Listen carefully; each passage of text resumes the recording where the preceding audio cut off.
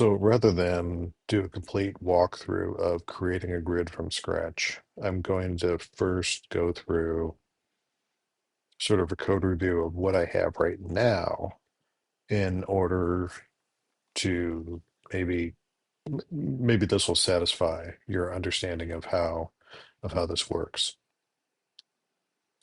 So let's look at what we have. So in main, let's look at parsing first.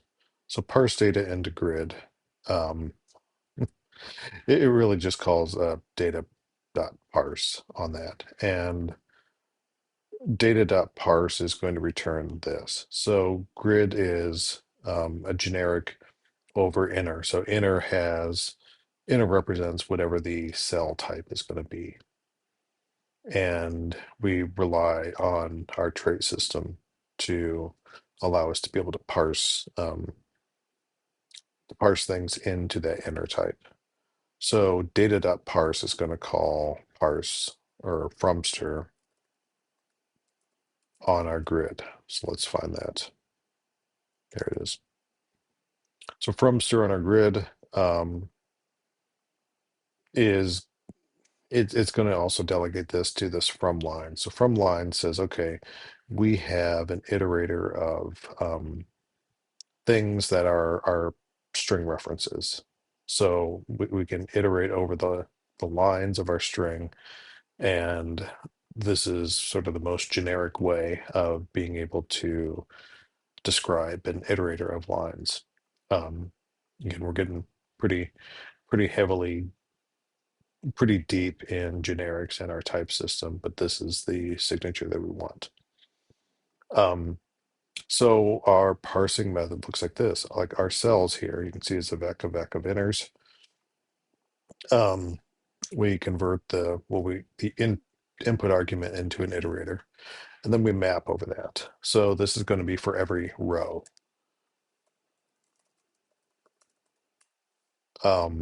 And for every row, we're going to take the line and we're going to get all the characters from that line.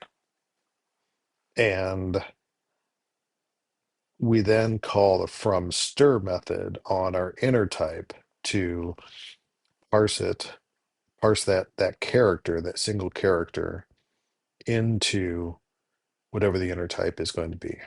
Sort of unfortunately, we have to convert it to a string and get the reference. There are ways that we could do this without doing what we're doing here, but this is how we're going to deal with it right now. And then we collect all of that into our rows and our columns. So we have to collect through a couple of result types to be able to make that work. But this is iterating over all the rows, iterating over all the characters in the columns of each row, and calling FromStr on this.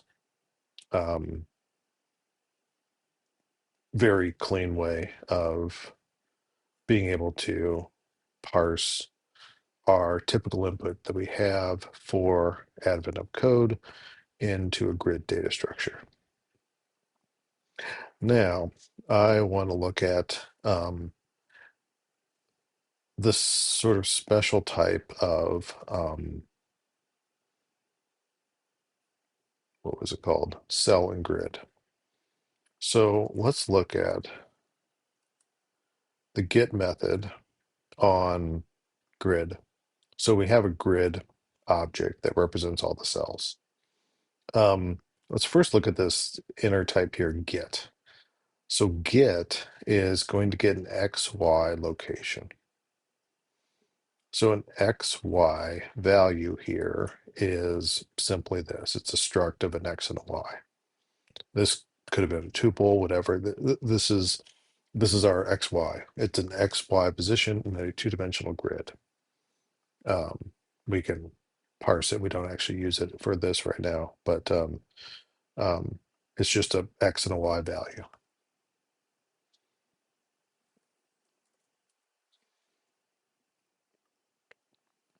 So we do a couple of things. One is we rely on this. So get if you recall, for most like vector or slice types, get returns an optional value because you might get something outside of the bound of the array, in which case you get nothing.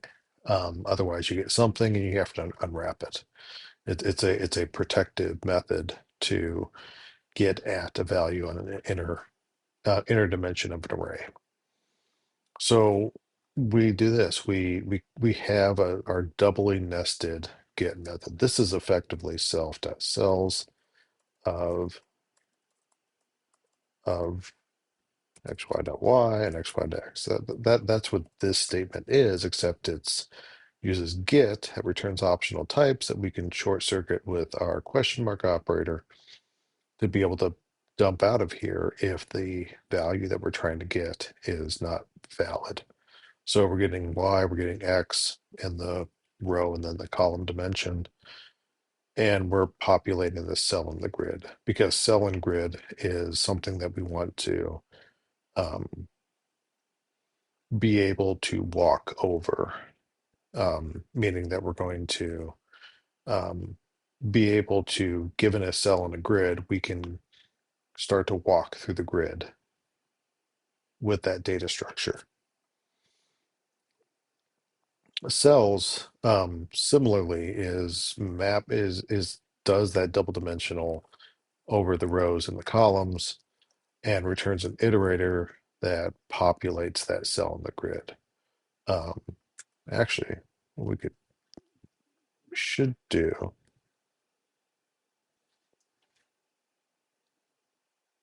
is call um, let me make sure this is going to compile.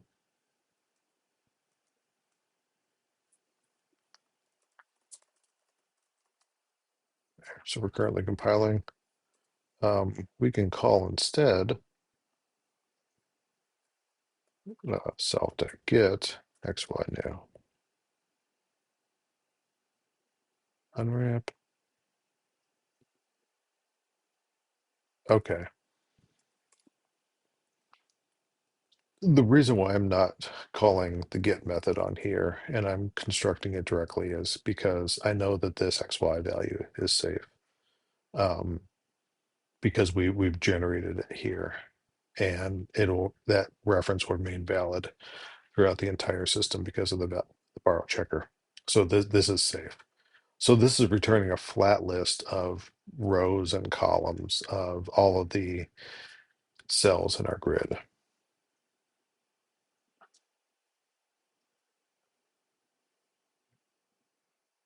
So given that, let's look at cell and grid.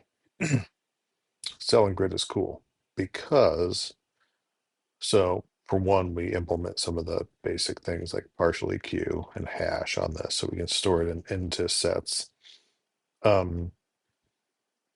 But we have a couple of ways to walk through our grid from a given cell and grid object. So we have XY, this is just where are we in the grid.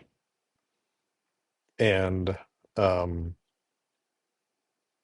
then we have methods like left, right, down, left, and right. And then like the cardinal directions, north, south, east, west, and the adjacent cells. All 8 dimensions or all 8 directions from where we are, including the diagonals. So let's just look at left because it kind of builds on itself. So left, we get the left XY value. So XY, remember XY just is a location in a grid space without any dimensions at that are all positive unsigned integers. So we take where we are, we get the left value, which is going to compute a new XY location on the left with proper bounds checks. So if we were at 0, it is not going to go off the boundary. That's why it returns an optional. because that might fail or not. It's not really a failure. There's just not a value to our left. That's why it's option instead of result. So there, if there is something, that's what the and then is, then we have a value, and we're going to sort of map that. It's a sort of a singular map. It's kind of the same as a map. We're going to turn that into a grid value. And actually, this is also an optional. That's why we use and then and not map. So grid might also fail because we might have fallen off of the grid because that XY location is not valid.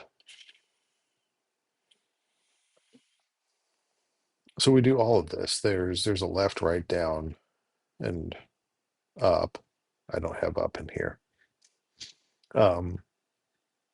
But there are all these directional ways that we can go, and we just try to get it. And we allow things to propagate the option value up because there might not be a down location. In using optional, we end up being able to write this without any conditionals. So cardinal directions is cool. So cardinal directions is an iterator because there's up to 8 value. Well, sorry, up to 4 values. So adjacent cardinal directions is going to call XY adjacent cardinal directions to give us 4 up to 4 new values of XYs. And for kind of the optional ones in there, we are going to, sorry, for the ones that are valid, we're going to attempt to get the grid location here, which we know could return an option, and that's what we want. Like filter map is going to filter out anything that is not sum. So if we look at adjacent cardinal directions, we just have our directions. These are I sizes, means that they're an integer value of a size. They can go negative. So this is the delta that we're going to apply to our current value. And we just iterate over this. We filter. This will, because we're going to return a sum type. And we do a checked add. So we don't do a x plus dx. We do a checked add because a checked add will take an unsigned value, add a signed value, and return none if there's an over or underflow. Meaning that if it were 0 and we tried to add -1, this is going to return none, which is short-circuited and wrapped around there. So this will give us all of our cardinal directions, all of our valid cardinal directions. Similarly, we have the adjacent positions,